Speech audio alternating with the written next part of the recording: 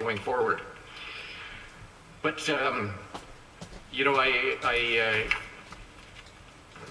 just wanted to highlight one other quote from another local mayor. Actually, I think this one comes from Mayor Michael Smith, not our esteemed journalist Michael Smith, but this is at the time it was the mayor-elect of West Vancouver. And his comment, I thought, again, was quite to the point. Any help we can get towards meeting our goal of spending every tax dollar wisely is a good thing. The people doing the work would be sharing best practices, which can't be anything but a good thing for municipalities. And I think that's exactly in the spirit that we should be welcoming this office of the Auditor General to help identify what those best practices are. And I think as municipalities start to work with this new Auditor General and to get the benefit of those insights, just as we get insights from Auditor General at the provincial level, and just as the federal government gets insights from the Auditor General at the federal level. But I think that probably what's even more important than what we as politicians at the federal and provincial levels get in terms of insight is the insight that the taxpayers get into how their tax dollars are spent.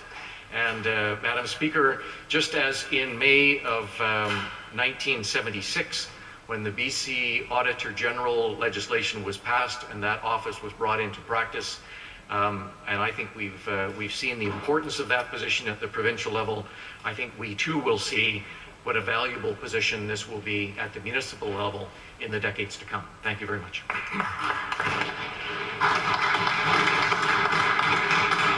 Thank you, member, and I recognize the member from Caribou North. Thank you, Madam Speaker, and again, it's my privilege to rise in the House at the beginning of this session and speak to this bill. So, just straight up, I will be supporting this bill into the next stage, into the committee stage.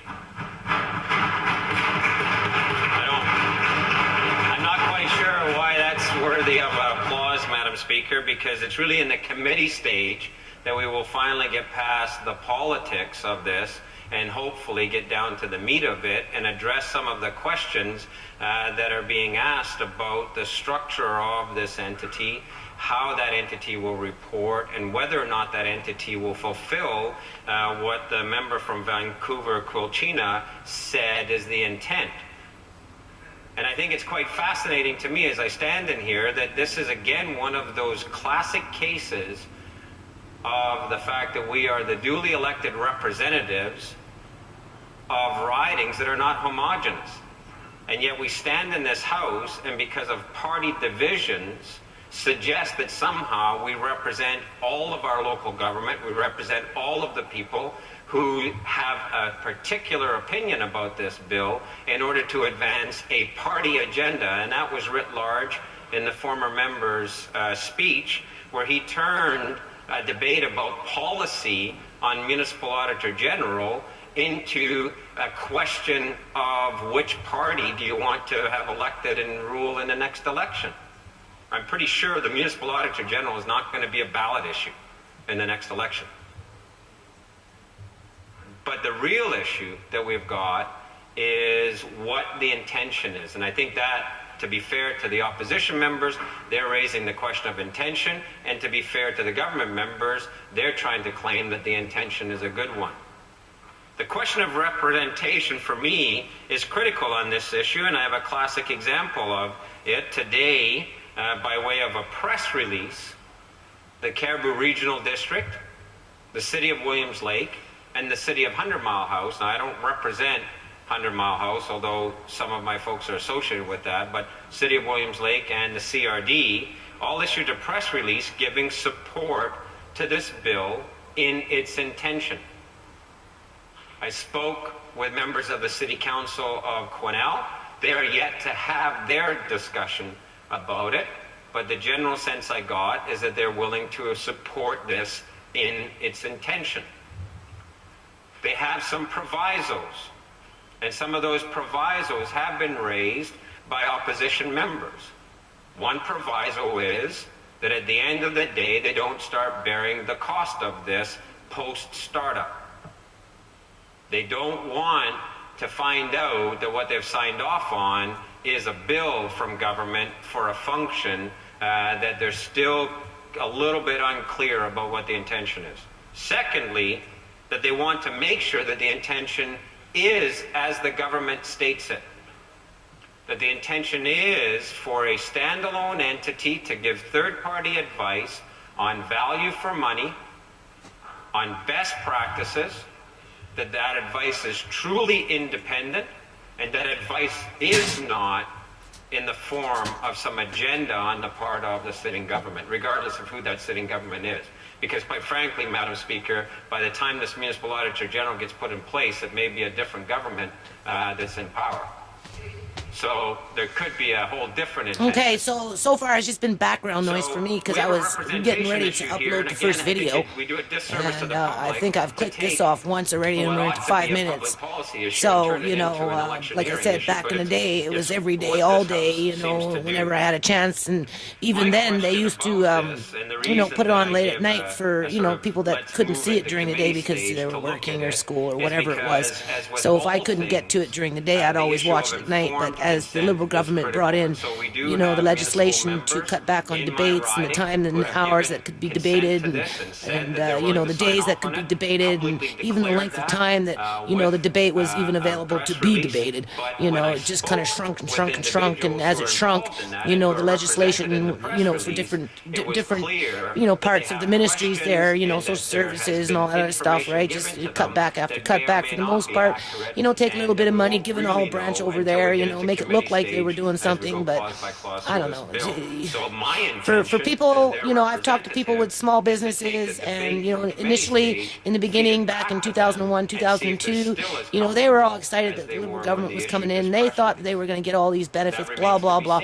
By the time you got into 2006, 2007, 2008, you know, the reality of what was going on really started to hit home with them. And of course, I'd go back and I'd say, well, how, you know, how's it going? You know, you Liberal voter, you know, how you feeling? Not that I'm promoting NDP, because I'm not. I'm just saying, from my perspective, you know, as a poor person, you know, and just you know, having to be on websites in the United States of America, and, you know, doing a lot of reading over the years, and, you know, being educated on the fly, you know, my opinion of the Liberal government as a conservative government, you know, or as a Republican government isn't necessarily good for the collective of the whole. You know, sometimes it's more like a self-interest group. Right, so these people that were running small businesses, you know, 5, 7 years later, after being, you know, right into the trenches of their tax structure and all this other stuff that the Liberal government was doing year after year after year, you know, they found that with the inflation and just the economy and the, you know, and then the recession and just with the tax structure and how big business was probably doing good, but when for small businesses like, you know, like you know, car maintenance or something like that, right, or drywalling or whatever, right, just people that I know that have their own businesses and pay taxes and, you know, do it year after year after year after year after year, you know, to support their families, they came to the conclusion that they weren't happy with what the Liberal government was doing. You know, it came to the surface, and so the real question for me in this is I look at, I don't know. Committee stage, I don't know why they keep getting in terms of the numbers of people voting. You know, because there is a lot of people upset with the policies that are out in the community. You know, from all levels of ministries again, and. But for some reason, you know, well, I can say it like this. If we were to use the mayor in my district, you know, it was mentioned, I don't think I have it on clip here, but it was mentioned through one of the MLAs that, you know, she came in with a landslide of 85% in favor of her. Well, the problem with, you know, voting against her is she has no competition. She runs against herself, you know, and that 83% is a total of maybe 10,000 votes. Because when she came in, not this time, I didn't check up on it this time, but the time prior to that, you know, her competitor was an 18 or a 19-year-old, you know, SFU student that, you know, wanted to give her a little run for her money. And when they tallied up the votes, she had 10,000 votes. And I don't know if there's 160,000 people in Surrey, BC, Canada, or if there's 350,000 people in BC, Canada, Surrey, you know. So you do the math. If there's only 10,000 votes out of 160,000, we'll take the lower number. What does that tell you? You know, so the 83%, I would say that's a skewed number, you know.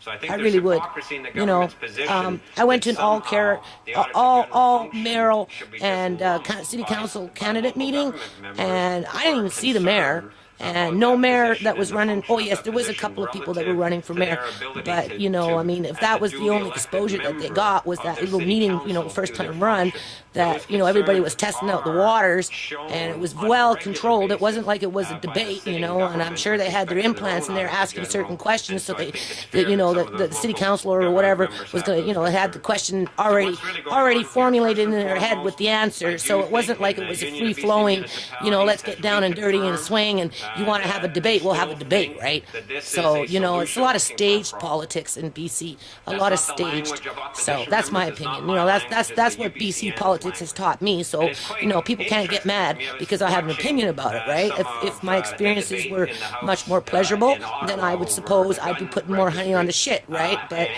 it's been a lot of garbage in my opinion, because all it did was dig me into all it did was dig me and my family into debt to try and live up to a democracy that has way too many hurdles to get past before you can say you got past go. So, where are we at? Seems to be 11 a minutes. I'll solution turn this looking off. for a I'll turn right back problem, and on. the problem